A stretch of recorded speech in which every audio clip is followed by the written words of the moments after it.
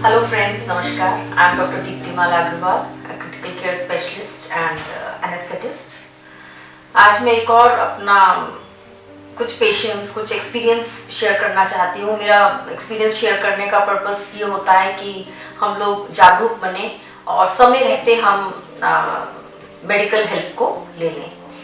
जैसे एक पेशेंट हमारे पास आई हैं अभी कुछ दिन पहले, उनकी एज 65 वर्ष है, उनको ब्लड प्रेशर की दिक्कत है काफ़ी समय से, हाइपोथायरॉइड है, मेडिकेशंस पर हैं, तो कुछ सांस फूलने की तकलीफ लेकर एडमिट हुई।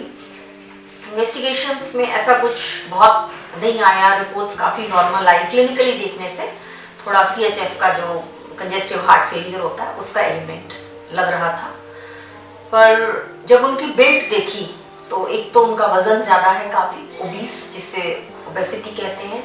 ओबेसिटी आप लोग आजकल तो सब गूगल पे सर्च करके देख सकते हैं, जिसका भी BMI मोर देन 30 है वो ओबेसिटी की ओबीस क्लासिफाई होता है।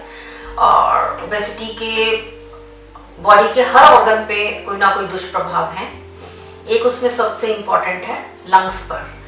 तो लंग्स में क्या होता है कि उसकी वॉल्यूम्स और कैपेसिटीज रिड्यूस हो जाती हैं, तो जिस वजह से जो ब्रीदिंग है, नॉर्मल ब्रीदिंग, वो शैलो हो जाती है। शैलो ब्रीदिंग ऊपर से मतलब ऊपरी ब्रीदिंग, शैलो ब्रीदिंग, उसे होने से क्या होता है, शरीर में कार्बन डाइऑक्साइड बढ़ने लगती है।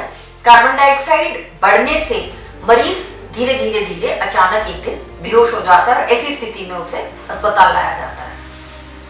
हम लोग ICU में मैनेज कर देते हैं, उससे पेशेंट्स इम्प्रूव भी हो जाते हैं, पर एक विशियस सर्कल बन जाता है। जब ऐसे पेशेंट्स से हम हिस्ट्री लेते हैं तो पेशेंट खुद बताता है कि पिछले, जैसे इस केस में बताया, ये अनकॉन्शियस के साथ नहीं आई है, ये किसी और दिक्कत के साथ आई हैं, पर हमने इनका ओबेसिटी हाइपोवेंटिलेशन सिंड्रोम, मोटापे की वजह से सांस लेने में दिक्कत, इस चीज़ को भी डायग्नोज किया है।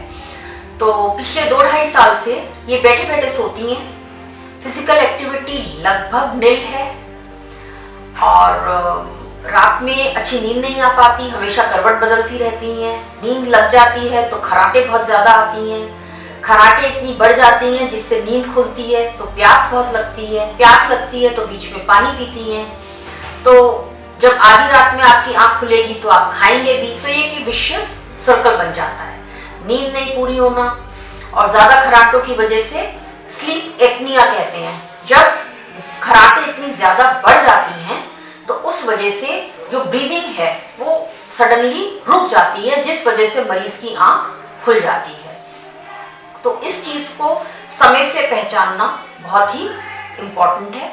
इसमें स्लीप एपनिया की स्लीप स्टडीज़ होती हैं, उसमें जब आपको कारण पता लग जाता है तो CPAP, एक कंटिन्यूस पॉजिटिव एयरवे प्रेशर, ये एक छोटी सी मशीन होती है। इस तरह के मरीज घर में उसे रात में लगा के सोते हैं, उससे उनकी कार्बन डाइऑक्साइड निकल जाती है और उनकी लाइफ में एकदम इतना चमत्कारी चेंज आता है, वापस उनके एनर्जी लेवल्स हाई हो जाते हैं।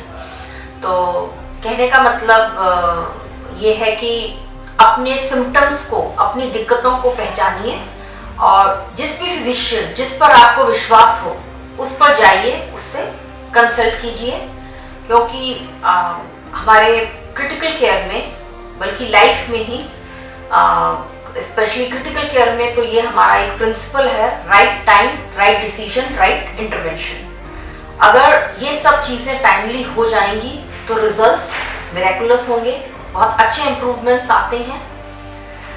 और इसी के साथ मैं आप सबके अच्छे स्वास्थ्य की कामना करती हूँ। धन्यवाद।